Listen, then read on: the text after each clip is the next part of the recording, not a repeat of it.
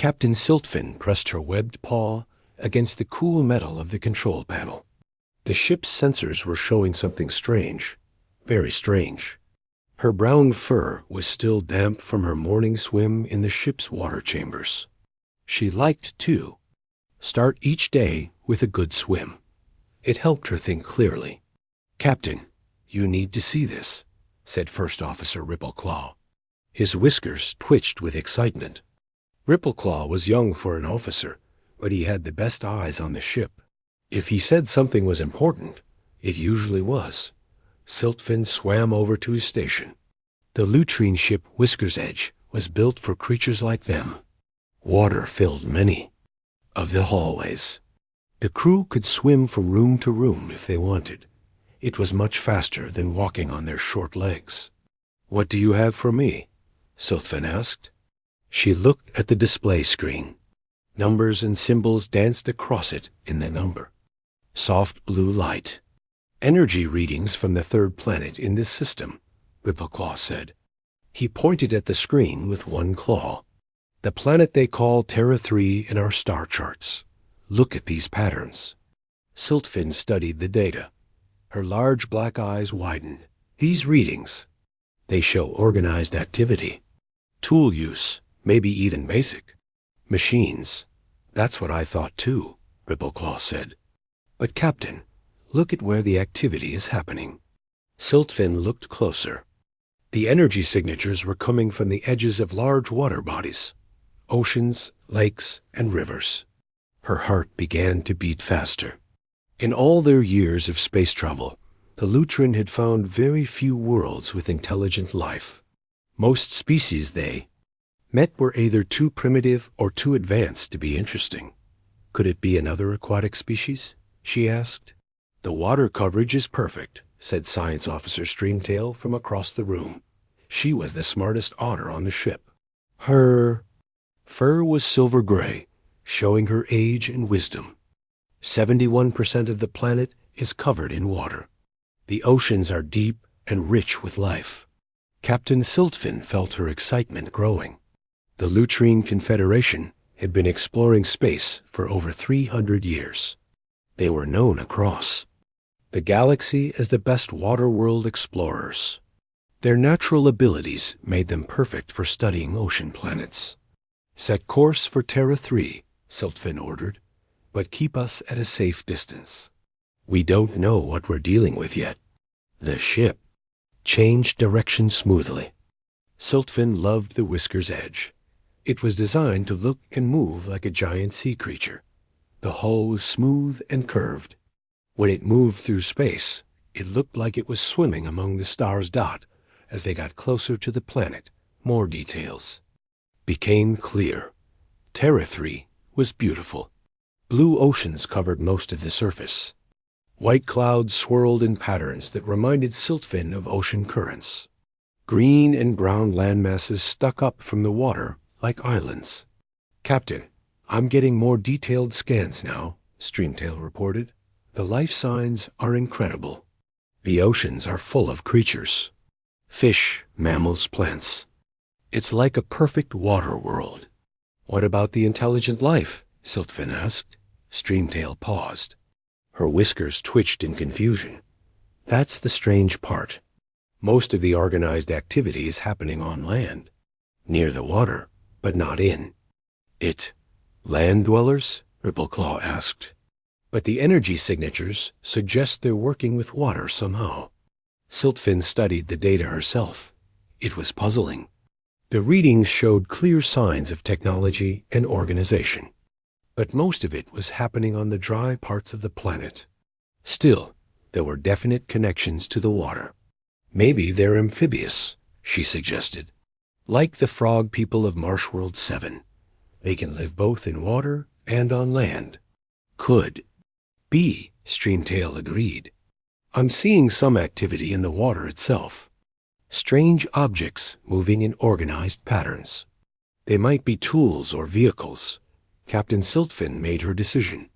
"Take us into a standard orbit. Begin full scanning procedures. I want to know everything about this planet before we make contact." Next few hours were busy. The crew worked to gather information about Terra 3 and its inhabitants. What they found was both exciting and confusing. The planet had one large moon that controlled strong tides. The weather patterns were complex but stable. The atmosphere was rich in oxygen. It was almost perfect for supporting life.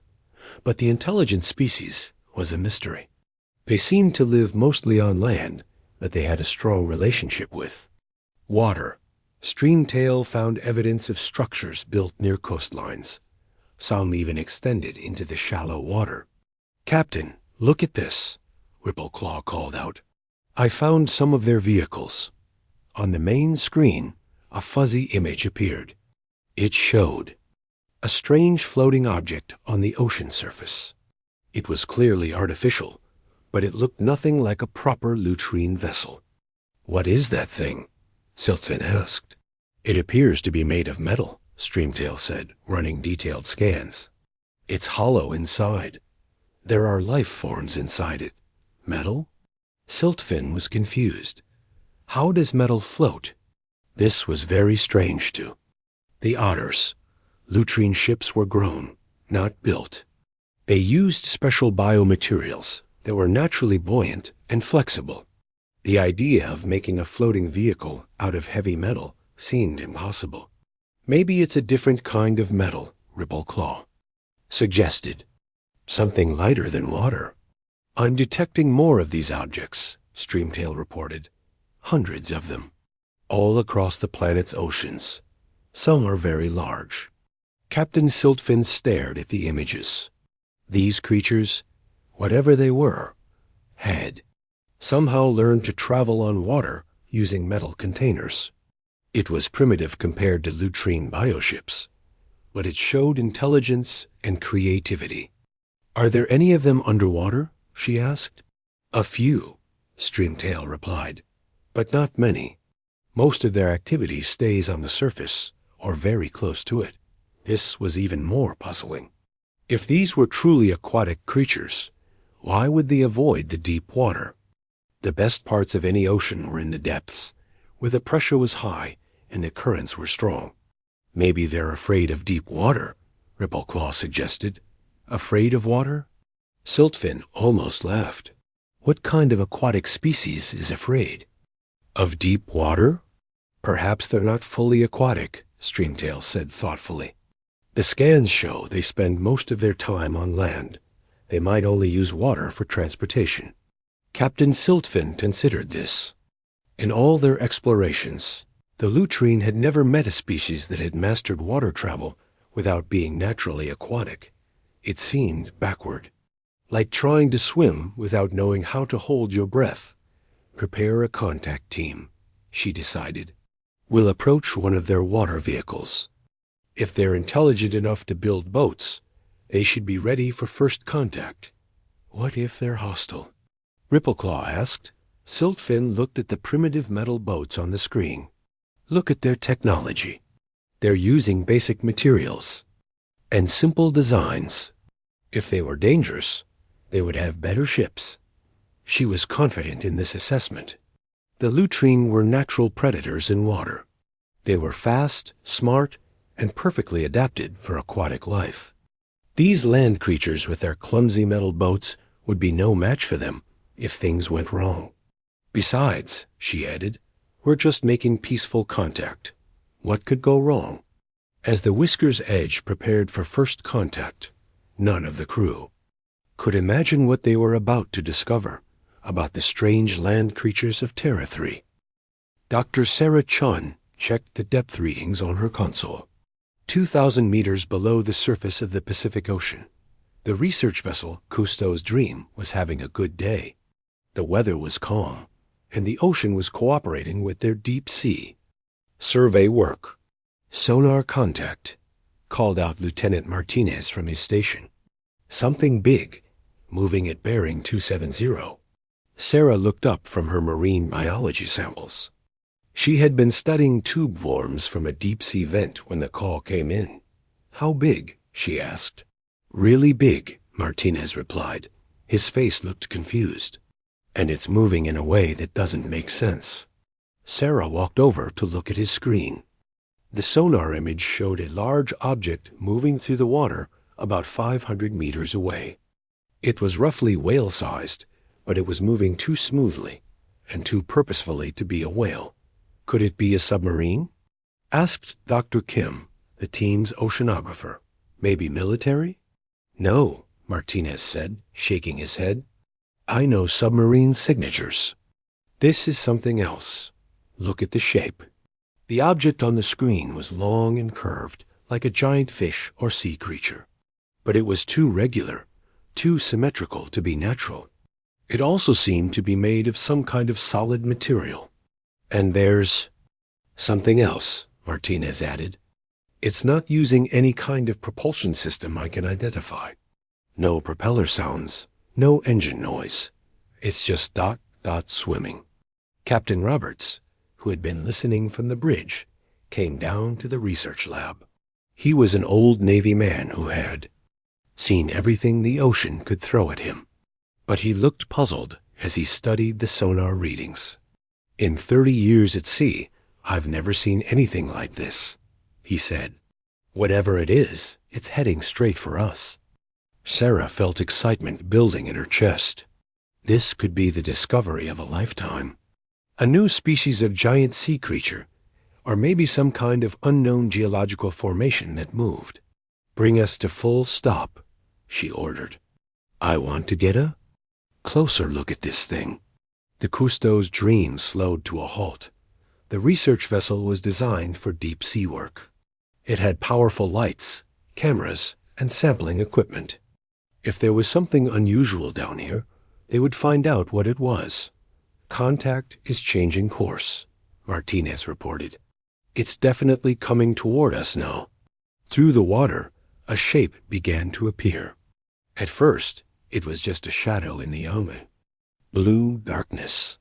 Then the lights of the research vessel began to illuminate it. What they saw made everyone stop and stare. It was clearly artificial, but unlike any submarine or underwater vehicle they had ever seen.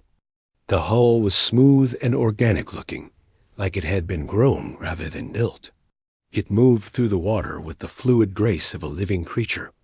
My God, whispered Dr. Kim. What is that thing? Before anyone could answer, the strange vessel began to rise toward the surface. It moved slowly and carefully, as if it didn't want to startle them. Follow it up, Sarah ordered, but keep our distance. Cousteau's dream began to ascend. As they climbed toward the surface, more details of the strange vessel became visible. It had what looked like viewing ports along its sides. There were also structures that might have been sensors or communication equipment. When both vessels reached the surface, the ocean was calm and clear. The afternoon sun made the water sparkle like diamonds. The strange ship floated nearby, obviously waiting for something. Are those dot dot windows? Captain Roberts asked, looking through binoculars. Sarah took the binoculars and looked for herself. Through what did appear to be transparent sections in the hull, she could see movement inside. Dark shapes that seemed to be looking back at them. There's definitely something alive in there, she said. Something intelligent. As if responding to her words, a section of the strange vessel opened up. Water poured out, and then something emerged. It was about the size of a large dog, but it moved like it belonged in the water. Sleek brown fur covered its body. It had webbed feet and a long, flexible tail. Large, intelligent black eyes looked directly at the human research team. It's an otter, Dr. Kim said in amazement. A giant otter. But this was clearly no ordinary otter. The creature was wearing some kind of equipment. There were devices attached to its body that looked like communication gear. It swam around their vessel with obvious intelligence and purpose. More creatures emerged from the strange ship. Soon there were 6 of them in the water around the Cousteau's dream. They moved with coordination and clear communication among themselves. They're studying us, Sarah realized. Just like we're studying them. One of the creatures swam closer to the research vessel. It surfaced near the side, where the human team was watching, and made a series of complex sounds. The sounds were clearly organized, like language. Are they trying to talk to us? Captain Roberts asked. I think so, Sarah replied. She leaned over the rail and tried making some sounds back. Simple clicks and whistles that might be universal communication. The creature responded immediately. It seemed excited and began making more complex sounds. Soon all the creatures were participating in what was clearly an attempt at communication. Dr. Kim ran to get the underwater communication equipment. If they're intelligent, they might understand mathematical concepts, she said. That's supposed to be universal. She activated the underwater speakers and began transmitting simple mathematical sequences. 1 + 1 = 2. 2 + 2 = 4. The Fibonacci sequence. The response was immediate and overwhelming. The creatures began transmitting back mathematical concepts that were far more advanced than anything the humans had sent. Calculus, geometric proofs, and equations that Dr. Kim barely recognized. They're not just intelligent, she said with growing excitement. They're more advanced than us. Sarah felt a chill that had nothing to do with the ocean water. These creatures had technology that could travel underwater with no detectable propulsion.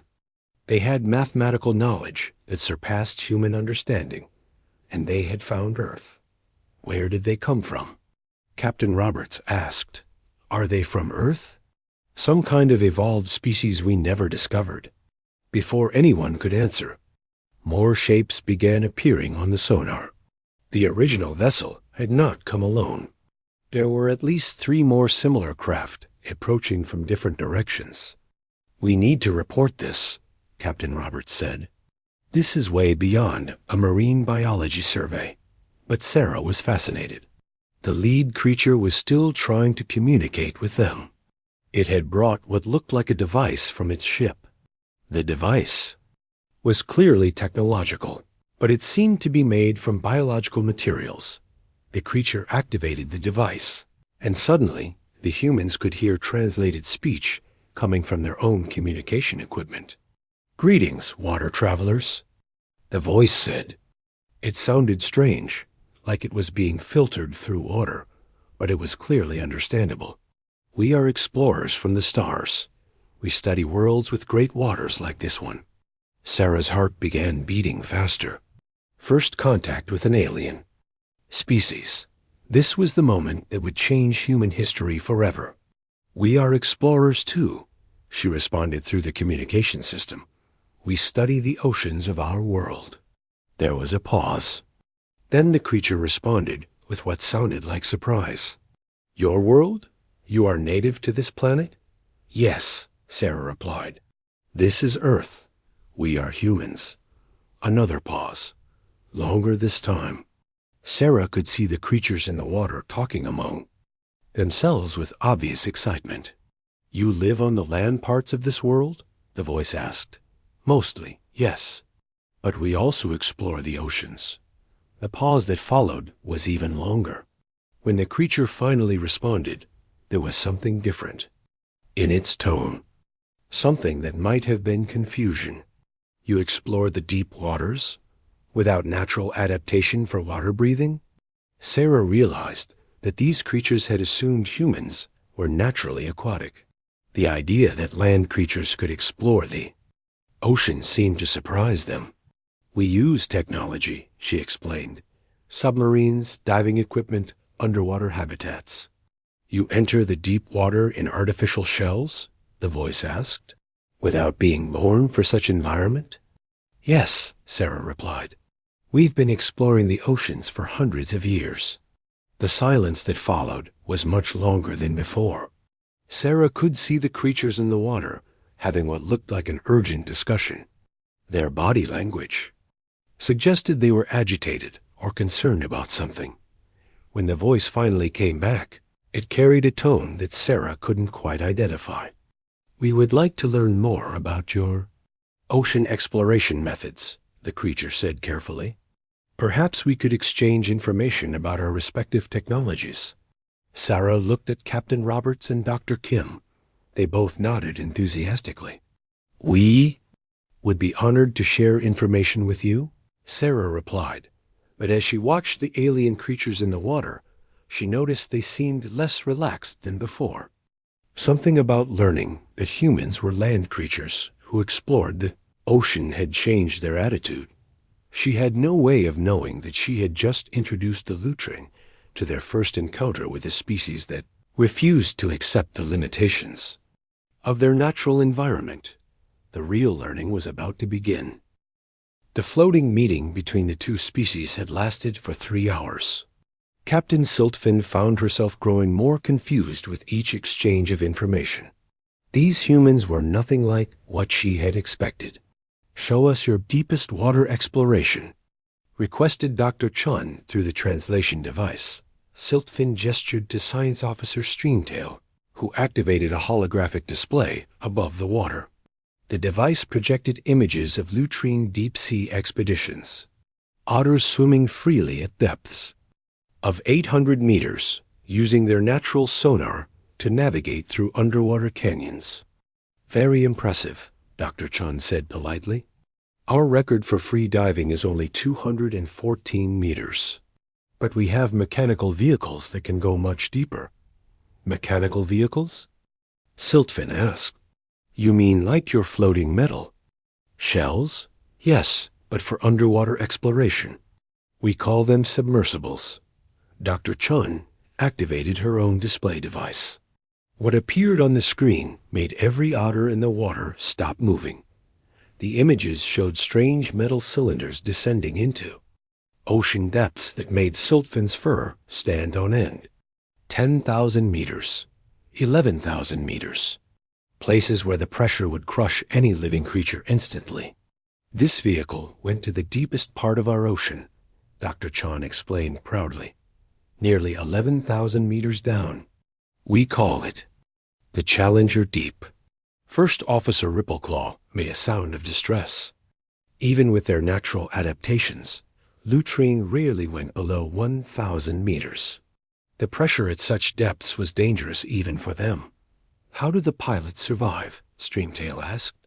The hull is very thick metal, Dr. Chun replied. It protects them from the pressure, and they bring their own air supply to breathe. Siltfin felt a chill that had nothing to do with the water temperature. These creatures were deliberately entering environments that would kill them instantly without their artificial protection. And they were doing it regularly. How often do you make these deep water journeys? She asked. Every day, Dr. Chun answered casually.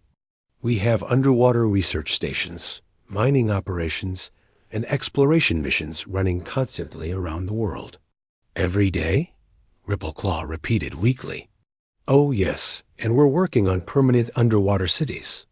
Places where humans can live beneath the ocean for months at a time. The otter crew exchanged worried glances. Siltfin had heard of species that adapted to hostile environments over millions of years of evolution. But she had never heard of creatures that simply decided to conquer deadly environments using nothing but determination and technology. Perhaps you could show us one of your underwater facilities, Siltfin suggested. She needed to see this for herself. Of course, Dr. Chun replied enthusiastically. We have a research station only 50 kilometers from here. Aquarius Base. It's been continuously occupied by humans for over 20 years. As the combined group traveled toward the human underwater base, Captain Siltfin listened to more details about human ocean exploration. What she heard disturbed her more with each revelation. Humans had been sending vessels across their oceans for thousands of years, long before they had any technology that should have made such journeys safe. They told stories of wooden ships crossing vast oceans during violent storms, of crews fighting to survive when their vessels were damaged or lost. Many of our early ocean explorers died, Dr. Chun explained matter-of-factly. The ocean was very Dangerous before we developed proper safety equipment. But you continued anyway? Streamtail asked. Of course. How else would we learn about the oceans? Each failure taught us how to do better next time. Siltfin tried to imagine deliberately. Entering a dangerous environment, knowing that failure meant death, just to gather information. It went against every survival instinct the Lutrine possessed. When they reached Aquarius Base, Siltfin's concerns deepened into something approaching fear. The human underwater station was a collection of metal cylinders sitting on the ocean floor at 20 meters depth. It looked fragile and temporary compared to Lutrine biostructures. But humans had been living inside it continuously for decades. Would you like to visit inside? Dr. Chun offered.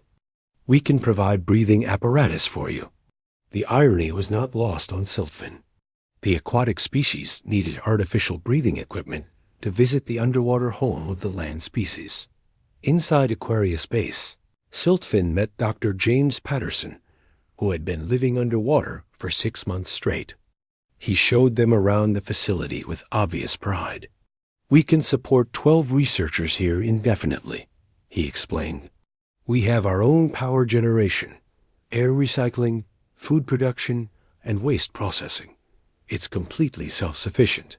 What happens if something breaks? Rippleclaw asked nervously.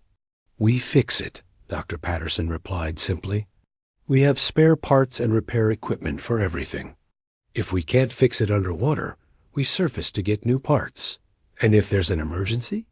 We have emergency procedures. Backup life support, escape pods, emergency surfacing systems. We've thought of everything that could go wrong. Siltfin realized that humans had not conquered their ocean environment by adapting to it. They had conquered it by preparing for every possible way it could kill them, then building systems to prevent or survive those deaths. During the tour, Dr. Patterson casually mentioned other human underwater projects. Submarine bases that could launch vehicles to any point in the ocean. Underwater mining operations that extracted resources from the seafloor. Research stations in polar waters where the ocean was covered with ice. We're also planning underwater. Cities for 1 million people, he added. Completely self-contained communities on the ocean floor. The first prototype should be finished in 10 years. 1 million people? Siltfin asked weakly. Living underwater permanently? Eventually, yes. We think it's the future of human civilization. There's so much space in the oceans and so many resources. We just need to learn how to live there safely. After the tour, Siltfin and her crew returned to their own vessel. The Otters were unusually quiet as they processed what they had learned. Captain, Streamtail said finally, I need to revise our first contact assessment. Go ahead, Siltfin replied, though she was dreading what her science officer might say. These humans are not a primitive aquatic species learning to use their planet's waters. They are a land species that has identified the ocean as territory to be conquered. Conquered? Rippleclaw asked. Look at their approach, Streamtail explained. They don't try to adapt to the ocean environment. They change the environment to suit them. Underwater cities with artificial atmospheres. Submarines that create dry spaces in the water. Mining operations that reshape the sea floor. Siltfin nodded slowly. She had been thinking the same thing. They're not exploring the ocean, she said. They're colonizing it. And they're doing it without any natural advantages, Streamtail continued. No gills, no pressure resistance, no sonar, no underwater breathing. They're conquering an environment that should be impossible for them to survive in. The implications were disturbing. The Lutrine had always assumed that species were limited by their natural biology. Aquatic species controlled water worlds. Land species controlled terrestrial worlds. Flying species controlled aerial environments. But humans seemed to believe that any environment could be conquered with enough technology and determination. Captain, Rippleclaw said quietly, What happens when they finish conquering their oceans? Siltfin looked out at the vast expanse of Earth's Pacific Ocean. The humans had described it as covering nearly half their planet's surface. It was larger than many entire worlds Delutrine had explored. I don't know, she admitted, but I'm starting to think we need to find out how far their conquest ambitions extend. Should we share information about other ocean worlds with them? Streamtail asked. Siltfin was quiet for a long time before answering. The question touched on something that was bothering her more and more about these humans. No, she said finally. Not yet. I think we need to understand exactly what kind of species we're dealing with before we tell them about the rest of the galaxy. As the Whisker's Edge prepared to continue its cultural exchange, Captain Siltfin made a private note in her log. These humans were not just another intelligent species. They were something new and potentially dangerous, a species that refused to accept limitations. That night, as Siltfin floated in her private water chamber, she found herself wondering what humans would do if they knew about other worlds with vast oceans waiting to be explored. The thought kept her awake much longer than usual. The cultural exchange continued for several more days. Each new piece of information about human maritime history made Captain Siltfin more uncomfortable. What had started as fascinating curiosity was becoming something closer to horror. Tell us about your early ocean exploration, Science Officer Streamtail requested during their daily information sharing session. Dr. Chun smiled and activated her historical database. Oh, that's a wonderful topic. Humans have been going to sea for over 10,000 years. The holographic display showed primitive wooden vessels crossing vast oceans. Siltfin watched in growing disbelief as the images revealed the reality of early human seafaring. These are your ancestors' ships? First Officer Rippleclaw asked. They look like they're made of wood. They are, Dr. Chun confirmed proudly. Wood and cloth sails. Our ancestors crossed entire oceans in ships like these. Siltfin studied the primitive vessels. They were tiny compared to the vast oceans they traveled. Fragile wooden shells with no protection from storms or waves. How many survived these journeys? She asked. Oh, many ships were lost, Dr. Chun replied casually. Storms, navigation errors, equipment failures. Sometimes entire expeditions would disappear without a trace. And yet they continued? Of course. Each loss taught us something new.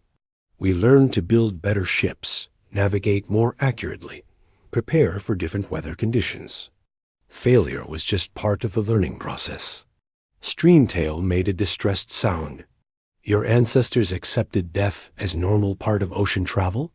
Well, they didn't want to die, Dr. Chun explained, but they knew the risks.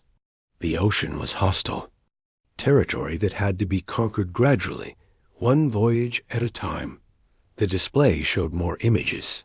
Ships caught in massive storms, with waves taller than buildings crashing over them. Crews working desperately to keep their vessels afloat, while winds tried to tear apart their sails.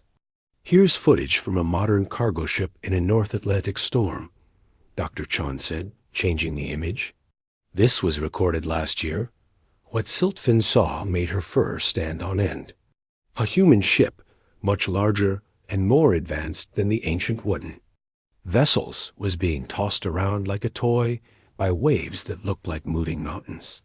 The ship would disappear completely into valleys between waves, then climb up walls of water that seemed impossible to survive.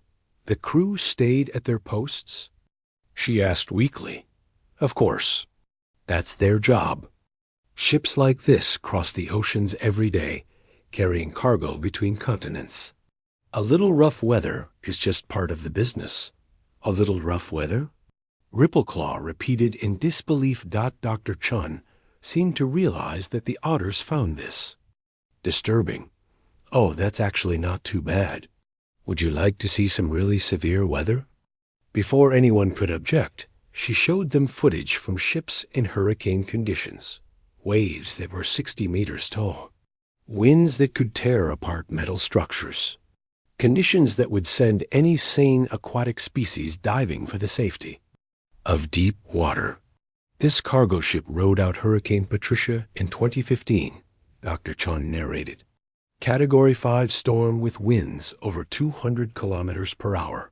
The crew stayed on duty for 3 days straight to keep the ship operational. 3 days? Streamtail whispered. In those conditions? They had a schedule to keep, Dr. Chun replied matter-of-factly. The cargo needed to reach port on time. Captain Siltfin was beginning to understand something terrifying about human psychology. They didn't just explore dangerous environments. They made schedules to be in dangerous environments regularly.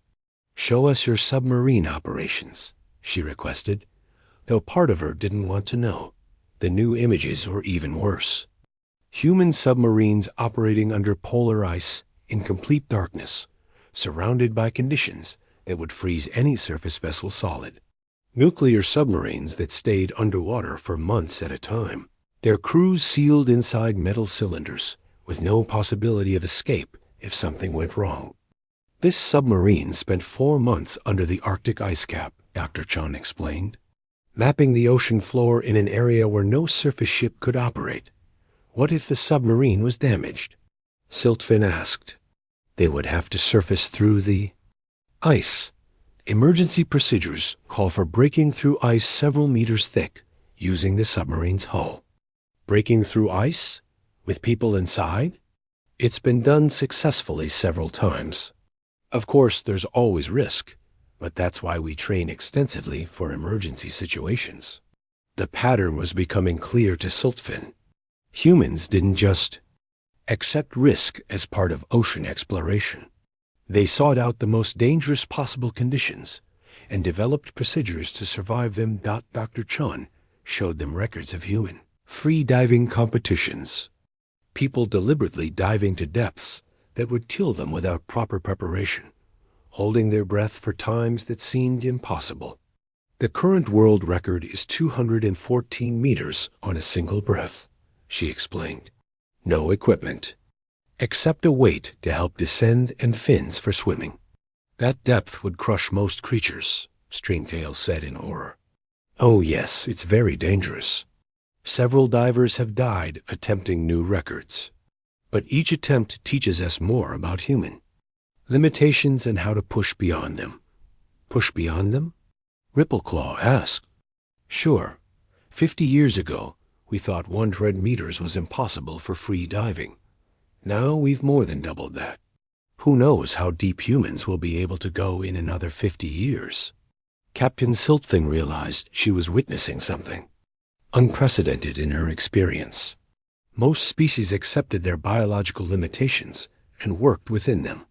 Humans seem to view limitations as temporary obstacles to be overcome through training, technology, and sheer determination. Tell us about your underwater rescue operations, she requested. Though she was dreading the answer, Dr. Chun's expression became more serious. That's some of our most challenging work.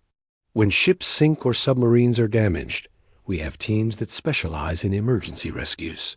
The images that followed were nightmare scenarios. Human divers working in zero visibility conditions, surrounded by wreckage and debris, searching for survivors in environments where every minute increased the chance of death. This rescue was in the North Sea during a winter storm, Dr. Chun narrated. A fishing vessel went down with 12 crew members aboard. The rescue divers worked for 18 hours in water that was 2 degrees above freezing. 18 hours? In freezing water? They saved 8 of the crew members. It was considered a very successful operation. Siltfin noted that Dr. Chun didn't mention the 4 who died. Humans seem to measure success not by eliminating risk, but by achieving objectives despite terrible risk. Here's footage from a submarine. Rescue in the Mediterranean, Dr. Chun continued.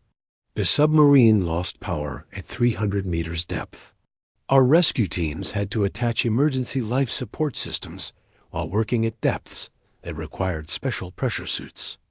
The images showed humans in bulky mechanical suits working on a crippled submarine while surrounded by the crushing depths of the ocean.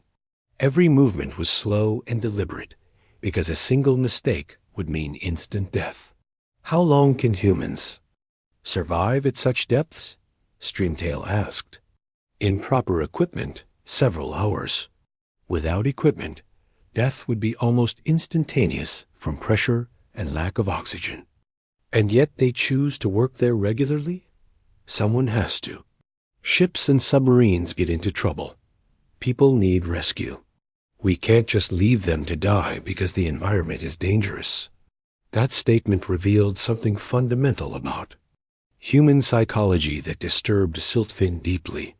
Humans routinely entered deadly environments, not for exploration or resources, but simply because other humans might need help. They had turned rescue operations in lethal conditions into a normal part of their society. Dr. Chun, Siltfin said carefully, what is the most dangerous underwater environment on your planet? Dr. Chun thought for a moment. Probably the underwater volcanic vents in the deep ocean trenches.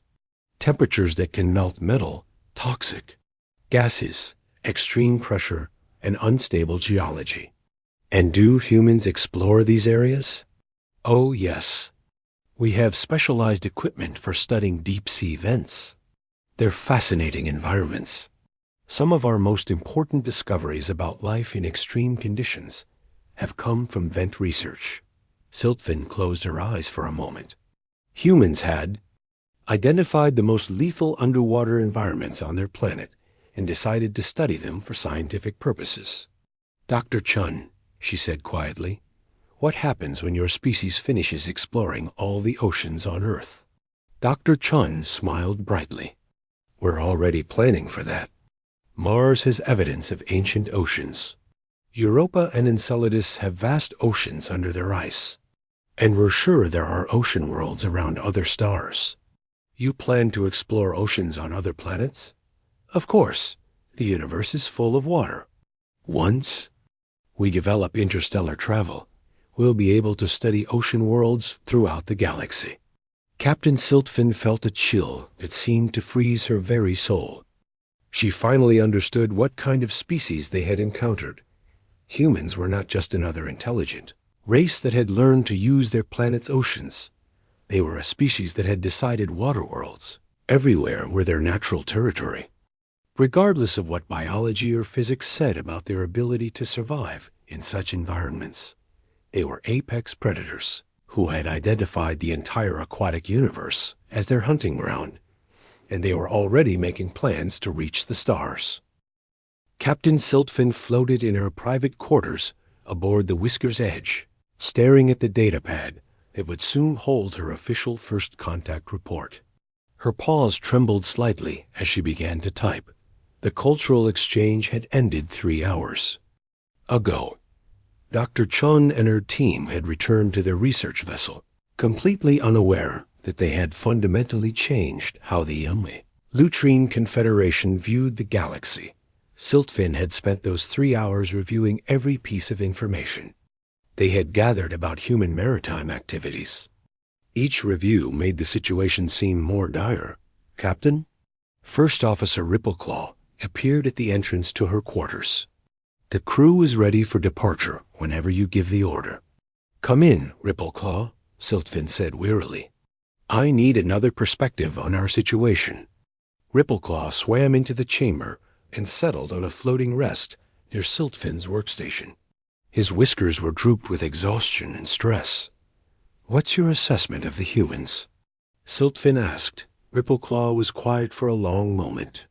Captain, I've been thinking about this for hours. These humans don't explore the ocean the way we do. They don't even explore it the way any species should. Explain. Look at how we approach ocean exploration, Rippleclaw said. We use our natural abilities. We swim to comfortable depths, use our sonar to navigate safely, stay within our biological limits. We work with the ocean environment. Siltfin nodded. This was how any sensible aquatic species operated. But humans work against the ocean, Rippleclaw continued. They treat it like an enemy to be defeated. Every piece of equipment they showed us was designed to protect them from the water that should be their natural environment. They're not naturally aquatic, Siltfin pointed out. That's exactly the problem, Rippleclaw replied. Any other species would accept that limitation. They would find other ways to interact with ocean worlds. But humans decided to conquer aquatic environments anyway. Science Officer Streamtail's voice came through the communication system. Captain, could you join me in the analysis lab? I've finished processing the human database information. Siltfin and Rippleclaw swam through the ship's water-filled corridors to the analysis lab. Streamtail was surrounded by floating displays showing human maritime data. What did you find? Siltfin asked. Something that changes everything, Streamtail replied grimly. Captain, the humans didn't just tell us about their current ocean activities. They gave us access to their entire maritime history database. And I've been analyzing their exploration patterns over the past 500 years. Captain, there's a clear progression. They start by conquering safe coastal waters. Then they move to deep ocean exploration, then polar regions, and underwater habitation. Streamtail activated a timeline display. But here's what's terrifying. Each phase happens faster than the last.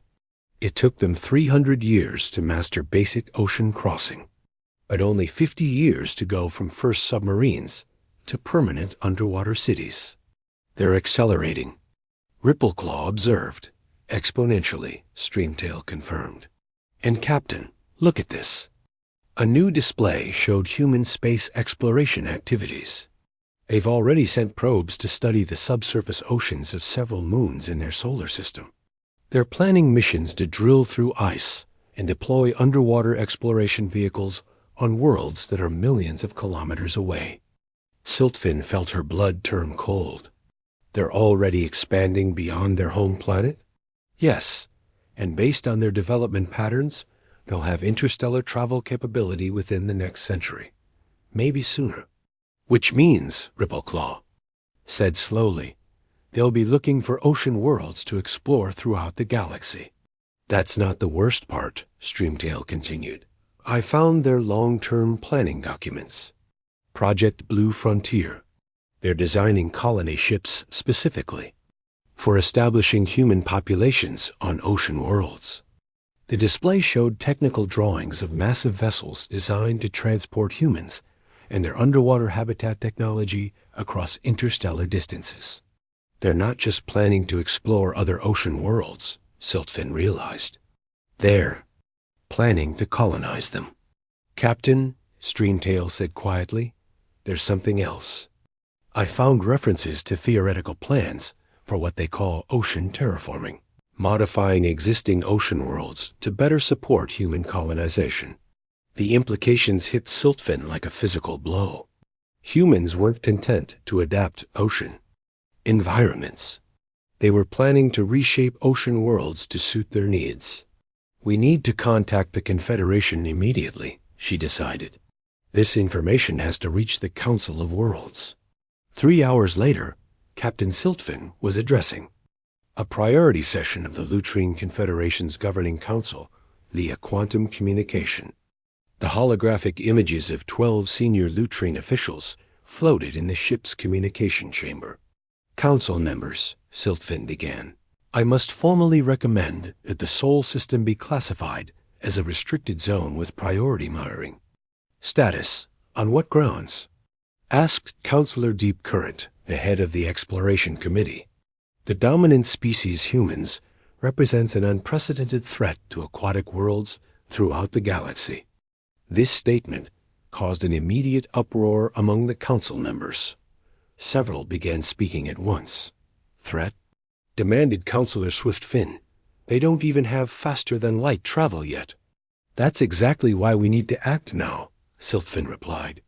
Council members, these humans have developed a fundamental approach to environment conquest that makes them extremely dangerous to species like us. She activated her data transmission. I'm sending you complete records of our cultural exchange. Please review the human maritime history files. For the next 20 minutes, the council reviewed the information in silence. Siltfin watched their expressions change from skepticism to concern to outright alarm. They enter environments that should kill them, Counselor Deep Current said finally, regularly, as part of their normal operations.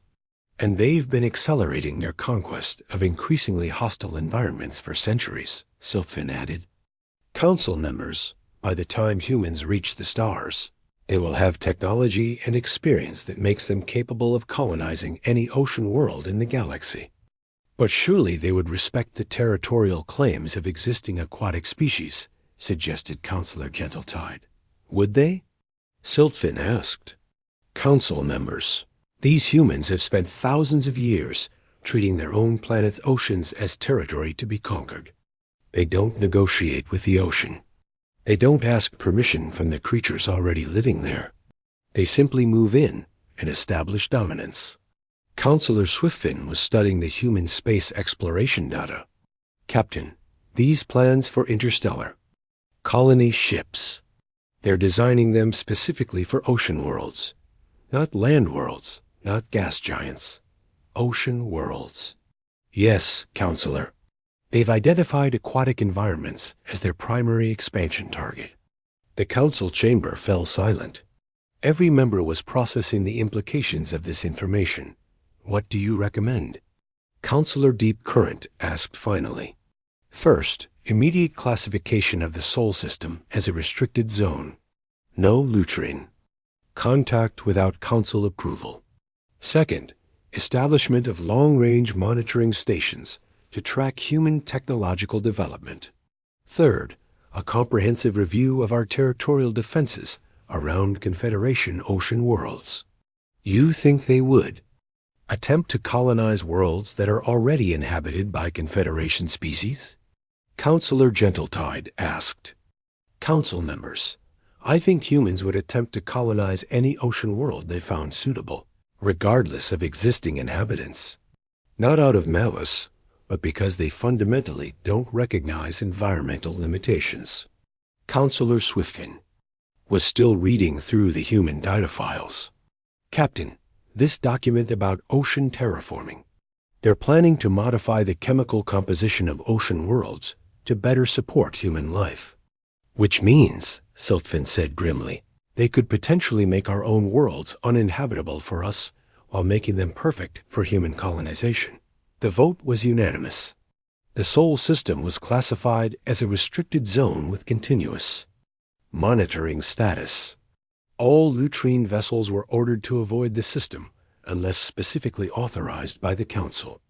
Captain Silton, Counselor Deep Current said as the session concluded, you and your crew are to be commended for your thorough analysis of this situation.